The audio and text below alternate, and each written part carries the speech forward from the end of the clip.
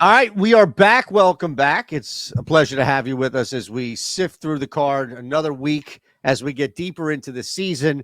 We'll look at what we have ahead of the Superbook contest. That's Walter from WalterFootball.com. I'm Eytan from OddShopper.com. And the two of us together, we're going to look through what jumps out on the slate and what we have. Our odds may differ a little bit, right? We'll go to a book, and it can be any book you want. Walt has links below. So if you're new to, I'm not on BetMGM, go ahead and sign up there. We ask you to do a couple of things. Hit the thumbs up button, subscribe, and we'll show you about WalterFootball.com coming up in a matter of minutes.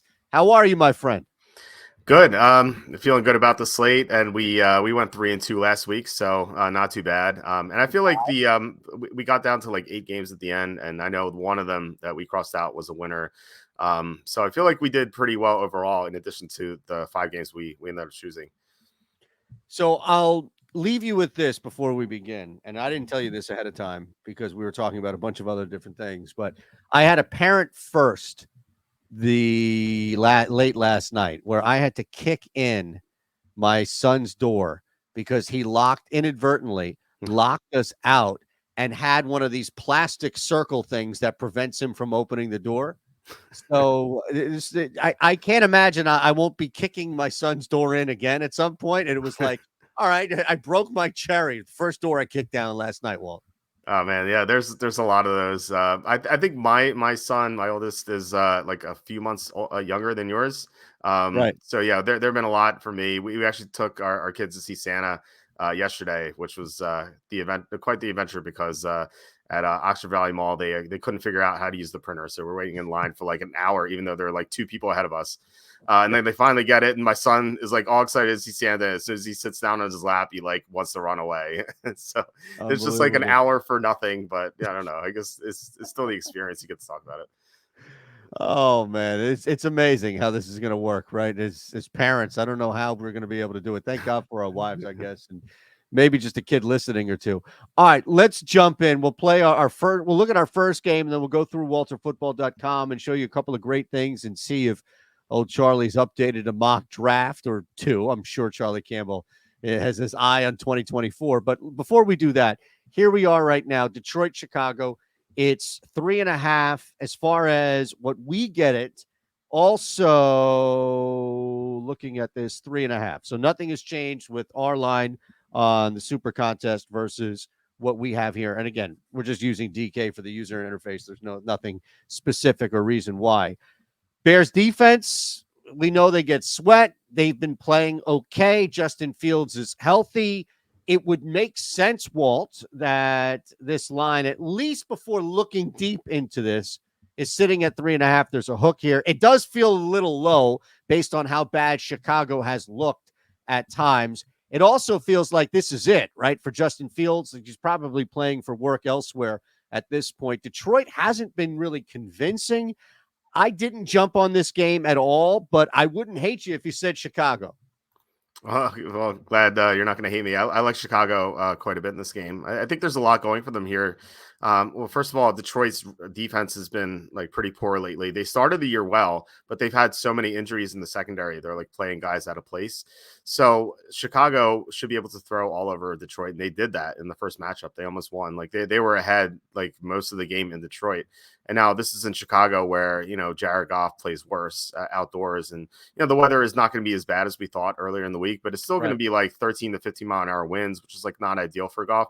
And then another thing is that the Lions have struggled to contain scrambling quarterbacks for not just this year, like the past couple of years before that too. Their defense is just not built to do that. They struggle over the middle of the field. And like, I feel like Fields is just going to run all over them like he did in the last time.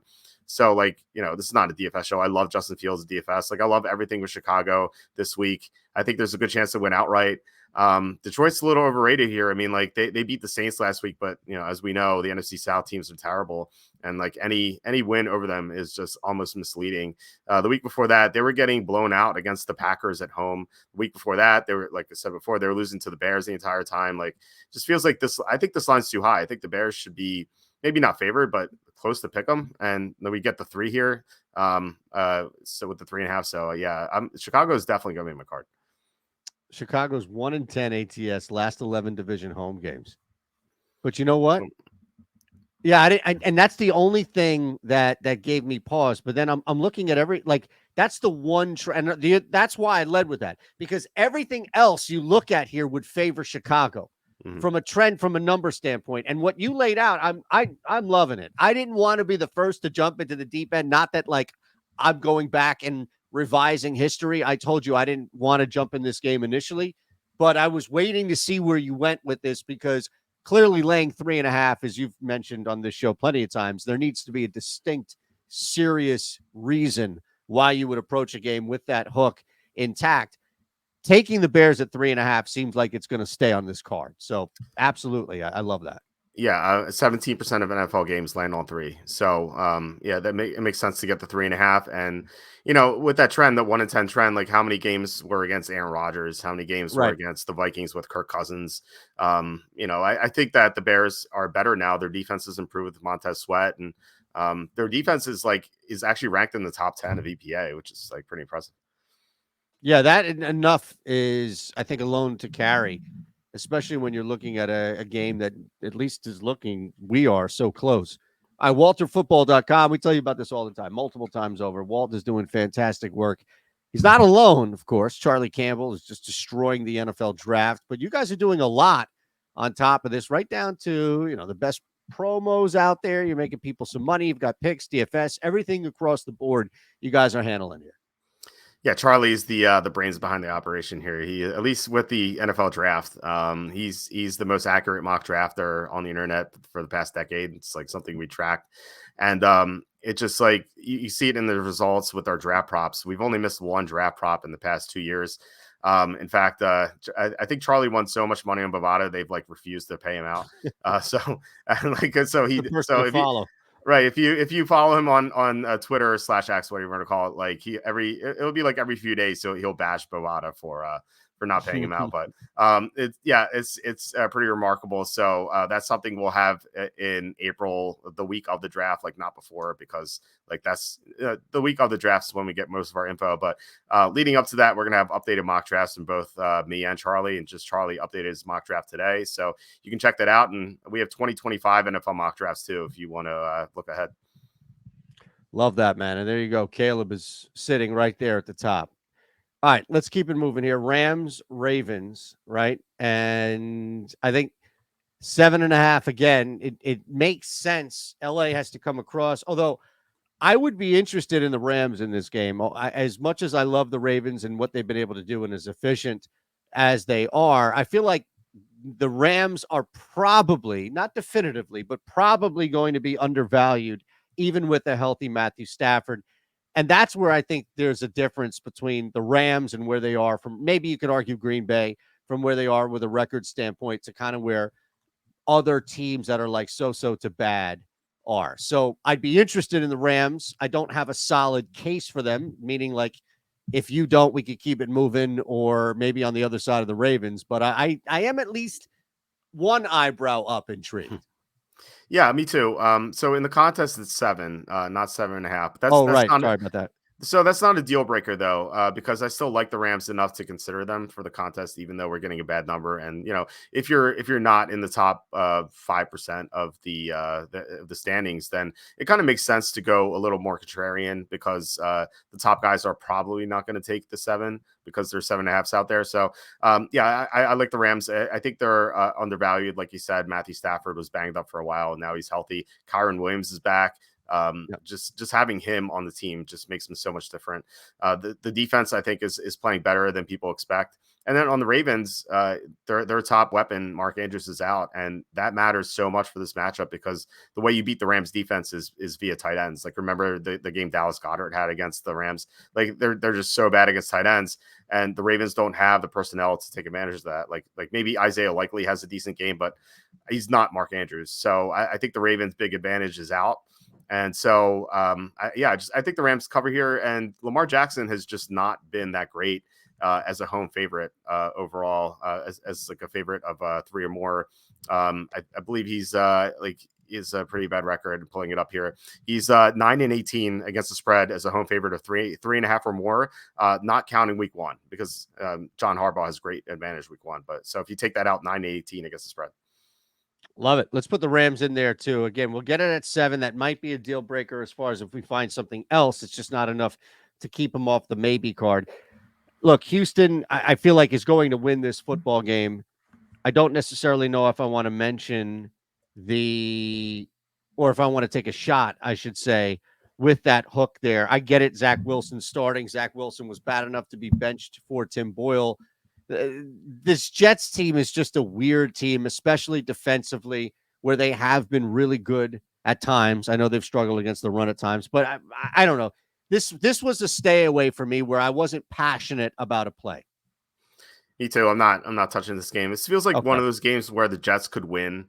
Like how they beat the Eagles at home. They almost beat the Chiefs at home. Like I feel like they could take down the Texans, who just I feel like they're not as good as the record says they are. Their defense kind of suspect. They lost Tank Dell, but then again, like you want to take the Jets and Zach Wilson at like is not much. There's not much margin for error here. It's not like this line's 6.5. 3.5 is pretty tight. So yeah, I'll pass on this one. Just not good about either side. Okay. Me too. And again, no need to belabor or go through anything that we don't like by all means. This line, I mean, Cincinnati did not open up, right, as a favorite. If they did, I am shocked in that regard because I thought this was at least a little closer. For some reason, I thought the Colts opened up at -1. This is plus, no, it was because we have in the contest +1. Mm-hmm. You can just look at the movement of this. The fact that this has gone from +1 through 0 to close to a key number at 3. It's not there, maybe yet, but it's not there. And this is one of those times where if you're building a lineup for the contest, you have the benefit of hindsight. I don't think that this kid is going to throw. Browning is going to throw as well as he did. But the fact that he didn't make a lot of mistakes and the fact that they were really smart with the football, this team has talent. It's just preparing for an opponent each week. I mean, look, we're getting the Bengals in a spot at +1 where they've now moved to -2. I would definitely be intrigued at Cincinnati +1, although I'm not. Again, this is probably going to be a maybe one for me. Yeah, maybe for me as well. I like the Bengals a little bit. I don't know if they're going to make my card. Probably not. I just like it feels like chasing almost. With this team because the advanced spread they would have been underdogs here at home. Like they're coming off a short week overtime, which is like not like totally detrimental, especially with the Colts also coming off overtime. But yeah, I think the Bengals match up well against the Colts, and I think the Colts are overrated. Like they've had some bogus wins. Like that Panthers game where they had 2 pick sixes, they were outgained. The last week against the Titans, like they had no business winning that game. They had 2 blocked punts and a missed extra point on the other side. So it feels like it could be the Colts. I feel like could be 5-7 instead of 7-5, and we'd be getting a different number here. So if you like the Bengals, I'm down to take them. I don't like them enough to. I want to keep going because I feel like we can come back to them knowing that we have this kind of unique spot of hindsight with the movement. But you're right. I do feel use the term chasing, and I do feel like there is an element of that. It's just Gardner mentioned when the Colts are not a powerhouse. It's not like Jacksonville bouncing back or something along those lines. So we'll keep it moving for sure. Carolina, New Orleans. I really like Carolina in this game. I understand that they're on the road. And it's not easy, especially when we've seen the nature in which they try to move the football on offense. But you've got the volatility, just like you had with Derek Carr. You've got the volatility with Jameis Winston. He's 6-4 in these 10 starts. He's throwing interceptions. There's going to be a massive opportunity at some point for Carolina to open up and possibly even get a defensive score here. I don't think that they win, but I think 6 just seems like it's a little too large right now. And just to confirm what we're getting here it's 5. So that's a little different. Again, a little different there. Maybe that changes for you, the number 5 specifically. Not sure how you lean on this.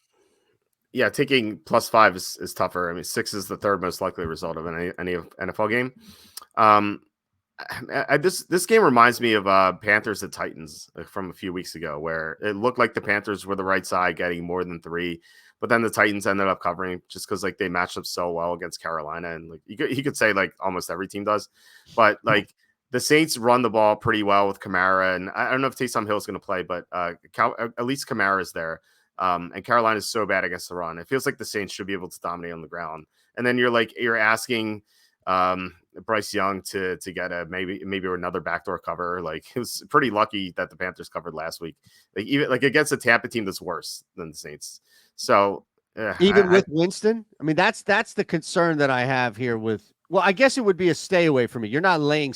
Are you going to lay 5 in this game? No. I'm not going to touch this game. Oh, okay. Yeah. Especially at +5. Like, if you want to, if this were 6, different, right? If this were 6 in the contest, you could maybe talk me into it. But like 5's kind of tough.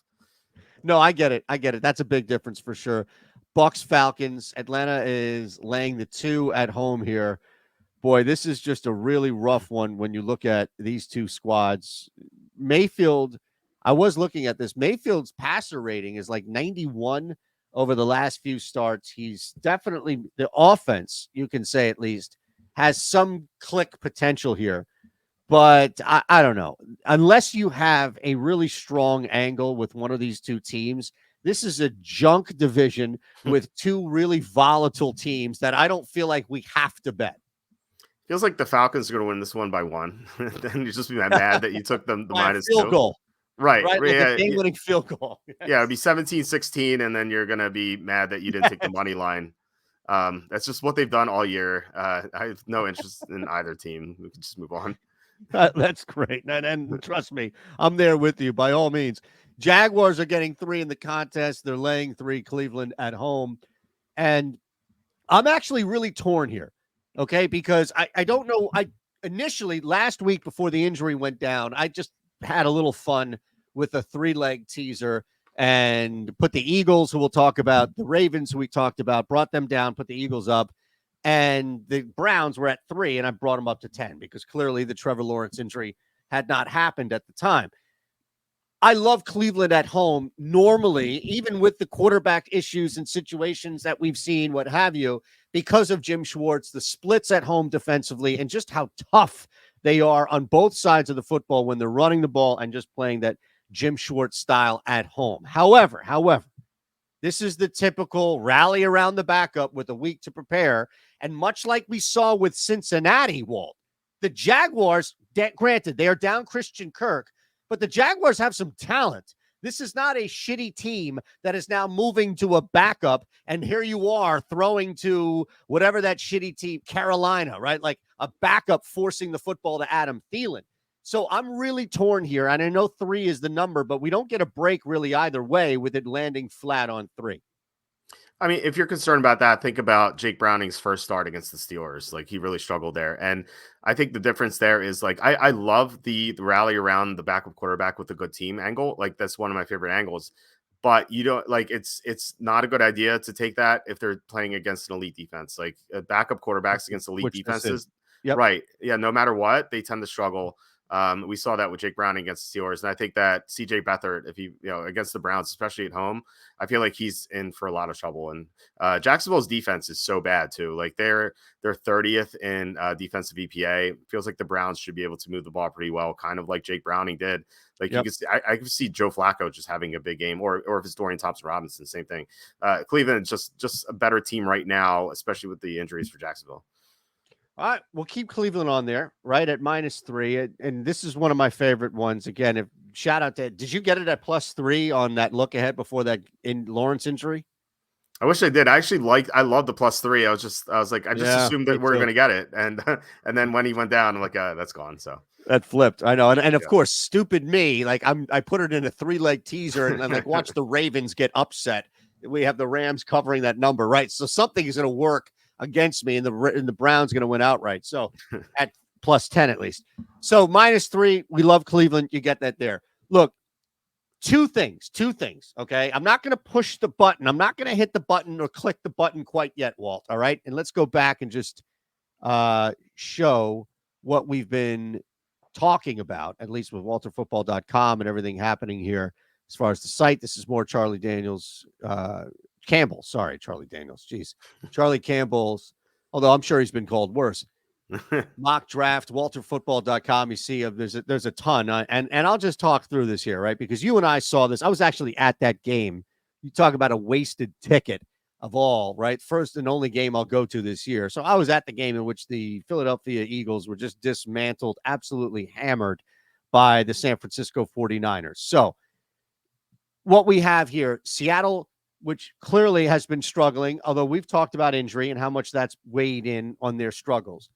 The 49ers, okay, this was the biggest game for them in the regular season without a doubt. It was circled with as dark, thick, permanent marker as you can find. On top of that, Seattle, at least with Pete Carroll, has a pretty good track record against, from a coaching and game planning standpoint, against Kyle Shanahan. It's hard for me to think, Walt, that this line isn't just a little too big. Yeah, I think it's way too big. I think the Niners are not going to be focused in this game, and generally, when you have a team playing another team 2 weeks after that matchup, which is like the NFL started doing like in the past decade, if one team blows out the other, the team that blew out that team is 6-12 against the spread in that second matchup. Now it's like a small sample size, 18 games. Sure, but like still, not like I think it's 6-12-1. So 19 games still like not a big sample size. But it makes a lot of sense. Like in the first matchup, Seattle was not healthy. We didn't think Geno Smith was going to play. Like we thought it was going to be Drew Lock. So Geno Smith played. He was playing hurt. He was not 100%. Plus Seattle had only 3 days to prepare. Niners did too, but like the short time to prepare, it benefits the better team because like the worst team needs more preparation. Like now, Seattle has more prep time than the Niners because they played the preceding Thursday. The Niners are coming off that big win. I don't see how they're gonna like be 100% focused. And this is Seattle Super Bowl. Like they have to win this game, otherwise they drop to below 500. And I think they're pretty much out of it because like there's so many teams competing for those wild card spots. So they have to win this game. Like they're going to bring the kitchen sink against the Niners, and I think they're going to be close. And at the very least, like I think Geno is going to be in a position to get a backdoor cover.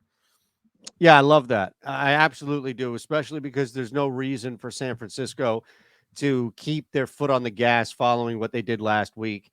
Not to say that they'll even have that many opportunity, but I think you're right. At 11.5, what we have there, 10.5 on the contest, that doesn't change. That's not a major shift for us by any means. We're still getting over 10, which, correct me if I'm wrong, is the fourth largest key number in the NFL anyway. So we're getting a hook there. And it's just like you said, you laid it out perfectly a lot. You can look at some of the numbers. I saw as far as what Carroll has been doing. No idea where this is even from as far as like how somebody pulls this out. But Pete Carroll is 9-1 straight up against the spread in his 10 times over his career, coming off 3 losses. 5-0 straight up against the spread with the Seahawks. 8-0 straight up against the spread against teams coming off a win, all in that range. So he's got a lot, and he's coached well. We'll keep it moving. Seattle plus 11.5. Did you know the Vikings have covered 7 straight road games? Covered 7 straight road games. And the Las Vegas Raiders, Walt, aren't that great at football. Did you know that? I didn't. What's crazy is that the Vikings used to have this great home field advantage, and now they don't. Like it feels like they never cover at home, but that makes sense that they cover on the road now. So weird, right? It is weird, especially because you're right. Like this big dome, you have to travel up there. It's cold. It's nasty. It's not easy to get. And the crowd, all of the piped in noise, I'm sure they were good. They had a playoff team, at least in 2017. We know we dismantled here. But no, you're right. Like that, there was something there. I don't know when that went out the window, but that's gone now. They have a road team advantage. Yeah, and the Raiders don't really have a great home field advantage either. So it feels like I feels like the NFL like, in general, like most teams don't have a great home field advantage. Like I know like sports books used to have like a 3, the classic like 3 points for home team. Now it's like 2, like or 1.5 even for some teams. So like they really like devalue the home field. It feels like whatever other variables get thrown in to impact the spread have more weight, or simply they've de-weighted, right, the home field advantage, like travel and injury and things along those lines. Weather may play an even bigger than just, the team's playing at home. Right. Absolutely. So when you see something like the Chiefs, for example, only laying 1, or like the Chargers 2.5, which we'll talk about these games coming up, I think that you're right to look at this and think it's not the old guard of you automatically get 3 no matter the scenario. So in this case, I bet the Vikings. I bet the Vikings -3. I don't believe that the Raiders have anything left in this tank. Getting Justin Jefferson back is huge for a team that kind of needs it right now, where they are in this little swing here. So I physically in real life bet the Vikings, but I'm curious to see if you have any interest in this game. Yeah, a little interest. I don't like the number that much. Like -3 feels like it's high, but then again, maybe it's high for a reason. And like the sports books don't want money coming in on Minnesota. Like that could be the case. Plus, I think this open 1.5, Minnesota -1.5, if I'm not mistaken. And so it looks like the sharp money drove up the line. Yeah, if you like the Vikings enough, I'm definitely on board with it. I think a big advantage for the Vikings here is that they blitz a lot. They blitz more than any other team in the NFL. And Eytan O'Connell, granted, small sample size, he hasn't started too many games, but he's been terrible against the blitz. So it's a really tough matchup for him. All right. Good stuff. So we have a couple of favorites on here, right? Cleveland laying 3, Minnesota laying 3, Seahawks +12, Rams 7.5, Bears 3.5. Nothing is definitive yet. Nothing is final yet. Although I do feel good because we've moved on from a couple of junk games in that regard. Bills getting 1 in Kansas City. I mean, look, I'm inclined to say, just looking at this, okay, fine. I'm taking the Chiefs in a pick 'em, in which they're truly desperate, in which the Bills we've seen can run out of gas or just shoot themselves in their own foot. But I keep going back, and this was initially a stay away for me, Walt. So I'm curious if you have a lean or even a really good like in this spot. But what I can't keep getting over in this game, or really this season, is people waiting for Kansas City. Well, just wait. You know, they're gonna what light? What are they going to flip? Like, this is who they are on offense, especially if Travis Kelce is not in a football game for whatever reason, right? Like, this is who they are. I don't think Patrick Mahomes is immortal anymore and can win every single football game on his own. So I don't know what to do here. And this was a pass for me. Yeah, it doesn't help that his receivers drop all these passes. Yes, that's it. Yeah, He can't do it on his own. Yeah, I mean, if his receivers caught passes and if they didn't fumble inside the red zone and if they didn't have injuries on defense, like this team would be looking pretty great right now and they'd be awesome at -1. But they have all these problems that I don't know if they can solve without a bye or something like that. So yeah, I like the Bills here. Like, if you think about it, like they almost beat the Broncos. Like, they had 12 men on the field on that field goal. So if they didn't do that, they would have won that game. They were ahead of the Eagles for most of that game. If they had won that one too, like suddenly instead of 6-6, they'd be 8-4. And if they were 8-4, I think they'd be favored in this game, which is kind of crazy if you think about it. So yeah, slight lean on the Bills, but I think there are just too many other games that we like more. So I don't think we need to push it. No, I'm with you on that. I feel like there's definitely something there. I initially, and again, maybe we come back to this if we're really struggling in the sense of trying to find something that makes sense, but didn't really pop out, or we find a little hidden gem in this game. But I don't think we will. So I'll move on and see what we can find here.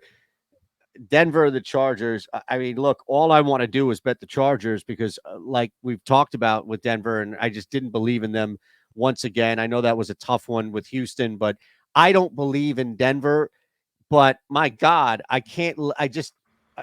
Laying points with the Chargers feels like a massive mistake because they're going to screw this game up. But then again, okay, the one thing that the Chargers defense has been able to do, slow down the run. Denver's clearly going to rely on that. Russell Wilson's not even hitting 200 passing yards per game. If you didn't have a team that was so ripe for making a mistake at the worst time, I would feel, and it's already dipped from 3 to 2.5. I would feel like this would be a smash to take the Chargers. It's 3 in the contest. I don't know if that helps you. I don't necessarily love this game unless you wanted to take maybe Denver +3. I hate this game so much. I have Perfect. no desire to talk about it. We could just move on. I love it. I love it. I hate. Yeah. I Under if anything. Clip that. I hate this game so much. Exactly, under. Please, if this game it's like 52 or something, you can just throw out anything that you have down because that's insane. 51.5 for this game here. We'll hit Sunday Night Football. 2 Monday night games. So 3 to go. We already have 5 up here on the board. 3.5 in real life. It's 3.5 as well. So we have the contest. We have what's going on here in real life. This is at 3.5, man.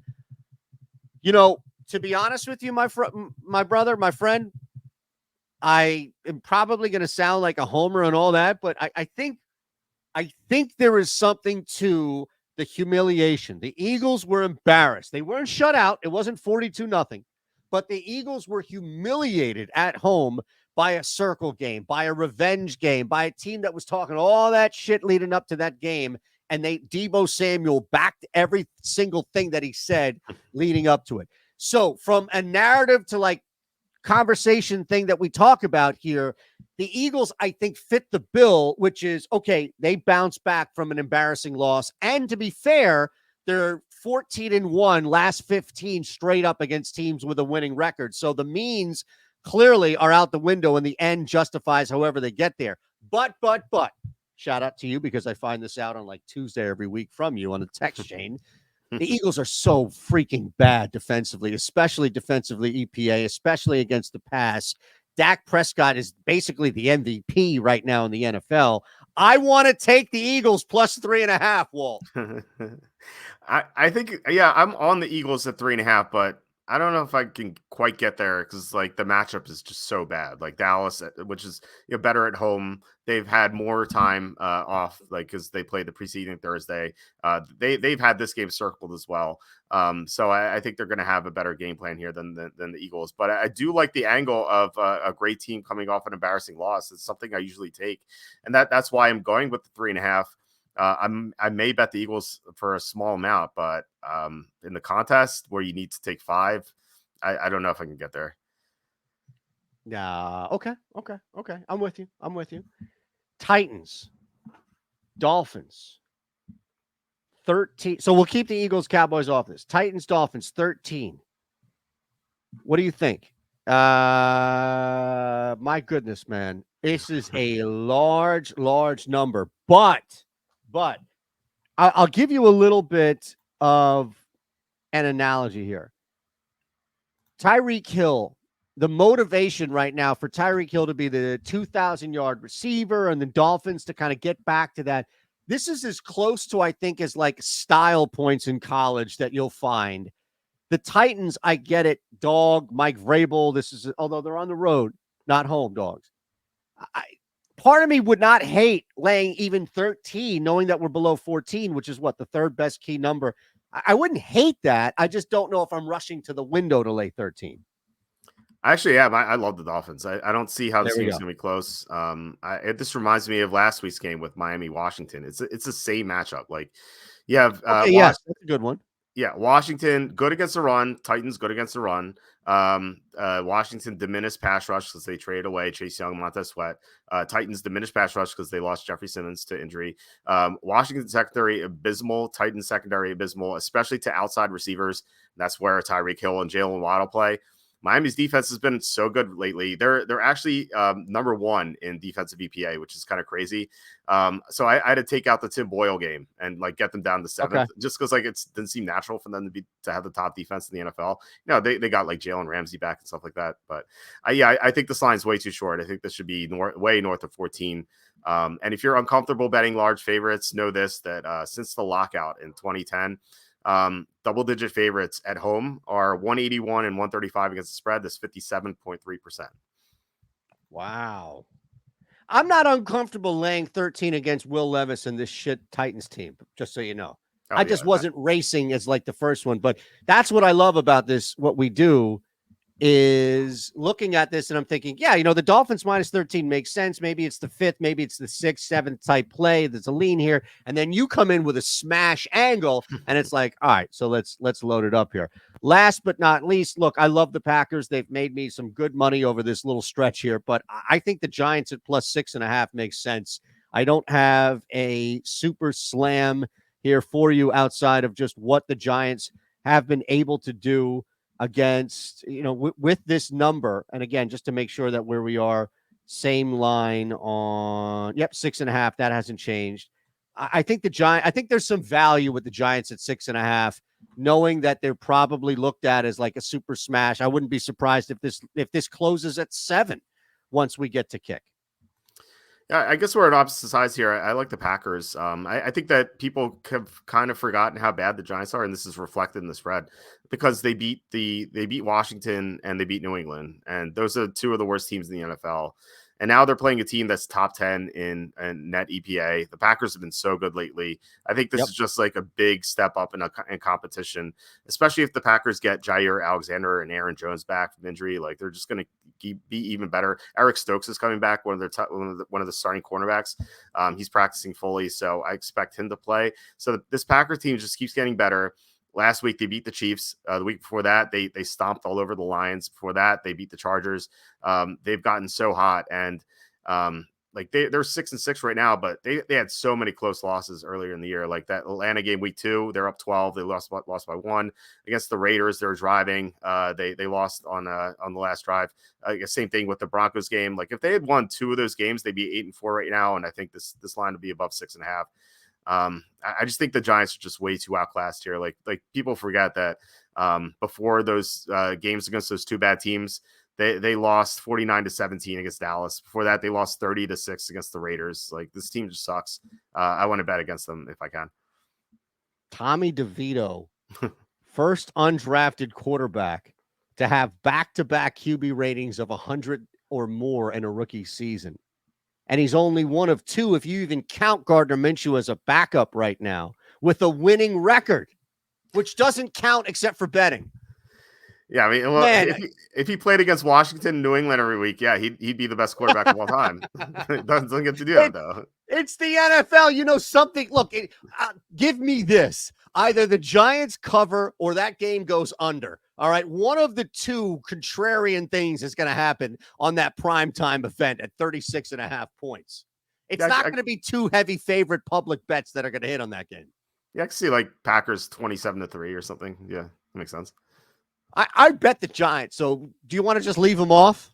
I'm sure. Yeah, I mean, look, they're going to be on my card, on both my cards and the Circa. So we don't have to put them on. And we like a lot of games. It's not like we're in the Golden Nugget contest where you have to choose 7 games. Like right. We only need 5. We need to take 1 game. We just need to take 1 game off right now. 1 game. Really? I thought we had 7. We have 6. Okay, 6. we have 6. We have 6. Yeah, this is the most efficient Walter football show we've done since its inception, my friend. I love it. We usually have like 9, and we like no. This is it. This is it. Okay. Well, do you have a preference to take off? Because I really you know what? I want you to make this decision, not because I'm passing the buck or anything along those lines, but I really have no. I mean, look at this. Seahawks is now up to 12.5. When we started this a half hour ago, it was at 11.5. This is going to move up to 14, and I'm going to just slam that buyback. I mean, look, you make the call only because I have no lean. I like all 6 of these. I wish we could play all 6 of these. Yeah, me too. Your call. You're not going to offend me. You know me too well. You're not going to hurt my feelings if we take off the Minnesota Vikings or one of the ones that I put down. I don't know. We both were on Cleveland and Seattle. So I wonder why that Seattle line's moving up. Like, I don't know if there's like an injury or something. So I mean that's like maybe a concern. Like as we're recording, maybe something's breaking or something like that. Like because all right, well let's take them off just for the purposes of concern. Okay, is that okay? Fine. Is that where you're going?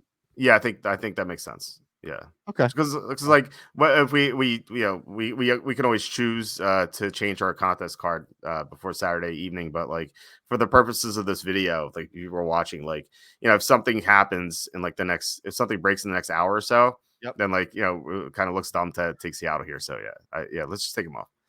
All good. There's the card. Dolphins -13, Vikings -3, Browns -3, Rams +7.5, Bears +3.5. That's a 5-leg smash parlay that's going to cash out for you out there. So that's our contest card. That's all. Look at that, $23.90. Not bad, man. Not bad. That looks pretty good. I always say our card looks good, but I like this one a lot. I do too. It's a junk week, and I think we found a lot of value. Awesome. All right, Walt, take us home. WalterFootball.com. Anything else you got going on here? Again, make sure you're hanging with us each and every week. Thumbs up, subscribe, comment away what your favorite play is or what you'd like to add below. Let us know. Your turn, my friend. We'll see you next week. Whatever you got. Once again, WalterFootball.com too, as you can see. Yeah, in addition to the draft stuff, we have picks against the spread for NFL, college, and then after the NFL season's over, we're going to have for basketball, NBA. the picks against the spread is updated throughout the week. If injury breaks, whatever line moves, we'll have that updated. We grade every signing, we grade every trade. We have fantasy rankings, DFS content, and then when free agency rolls around, we're gonna have a ton of stuff for that too. So yeah, check us out at walterfootball.com. All the content's free. Awesome. Appreciate you all hanging with us. Again, we'll see you again week 15 in the NFL. See ya. All right, bye.